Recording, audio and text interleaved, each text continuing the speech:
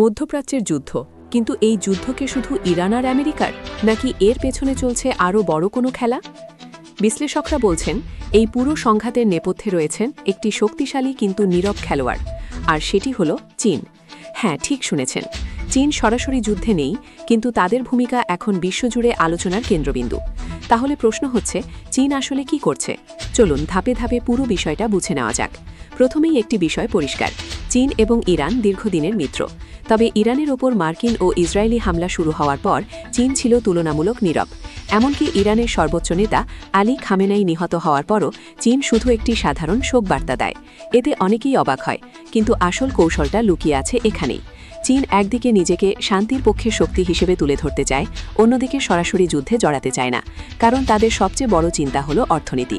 মধ্যপ্রাচ্যের এই যুদ্ধ বিশ্বব্যাপী জ্বালানি সরবরাহে বড় ধাক্কা দিয়েছে। তেলের দাম বেড়ে গেছে, বাণিজ্য ব্যাহত হয়েছে। আর চীন যেহেতু বিশ্বের অন্যতম বড় রপ্তানিকারক, তাই এই অস্থিরতা তাদের জন্য বড় ঝুঁকি। তাই তারা চায় যুদ্ধ থামুক, কিন্তু নিজেরা সরাসরি জড়াক না। কিন্তু এখানেই আসে বড় টুইস্ট। চীন একদিকে শান্তির কথা বলছে, অন্যদিকে মার্কিন পদক্ষেপের কড়া সমালোচনাও করছে।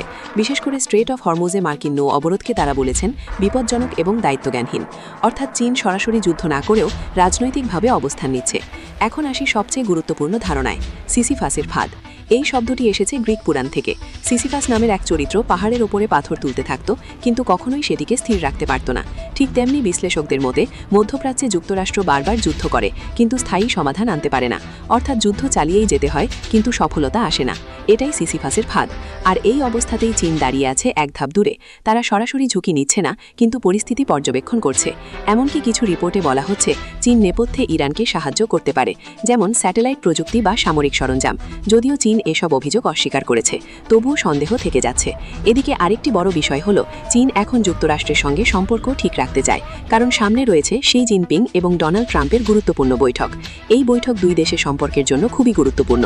তাই চীন এমন কোনো পদক্ষেপ নিতে চায় না যা এই সম্পর্ককে খারাপ করে দেয়। অর্থাৎ একদিকে ইরানের বন্ধু, অন্যদিকে আমেরিকার সঙ্গে সম্পর্ক, এই দুয়ের মাঝেই আটকে গেছে চীন। বিশ্লেষকরা একে বলছেন উভয় সংকট। এখন সবচেয়ে বড় প্রশ্ন, চীন কি সত্যিই নিরপেক্ষ, নাকি নেপথ্যে থেকে পুরো খেলা নিয়ন্ত্রণ করছে? আর যুক্তরাষ্ট্র কি সত্যি একটি এমন ফাঁদে আটকে গেছে যেখান থেকে বের হওয়া কঠিন? বিশ্ব এখন তাকিয়ে আছে এই তিন শক্তির দিকে, ইরান, যুক্তরাষ্ট্র এবং চীন।